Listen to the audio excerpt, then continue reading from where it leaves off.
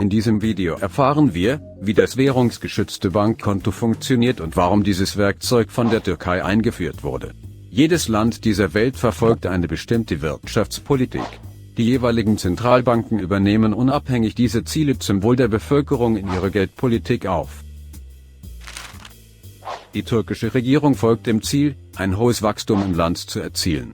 Denn so kann aus dem Gewinn der Firmen auch mehr Lohn an die Arbeiter ausbezahlt und Arbeitsplätze generiert werden. So wird auch in Firmen investiert und neue Betriebe können erst entstehen. Das bringt mehr Wohlstand für die Bevölkerung, was auch die letzten 20 Jahre zeigen. Das erreicht die türkische Wirtschaft, indem die Zentralbank den Leitzins senkt. Denn die Wirtschaft braucht mehr günstiges Geld, um durch Investitionen noch mehr Gewinn zu generieren. Allerdings braucht die Wirtschaft so auch immer mehr Diesel, Gas oder Strom.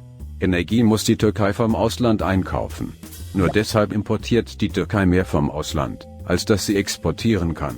Die Importe werden mit US-Dollar bezahlt und die Preise werden den Löhnen angepasst.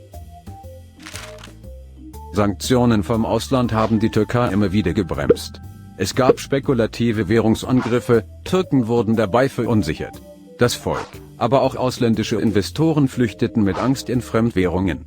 Solche Ereignisse, aber auch die negative Handelsbilanz schwächen die türkische Lira zum US-Dollar. Manche Manipulationen konnten die Lira noch zusätzlich entwerten. Die Zentralbank musste immer wieder eingreifen, um mit Devisenverkäufen die Lira zu stützen. Das währungsgeschützte Bankkonto wurde eingeführt, um diese Währungsangriffe erfolglos zu machen.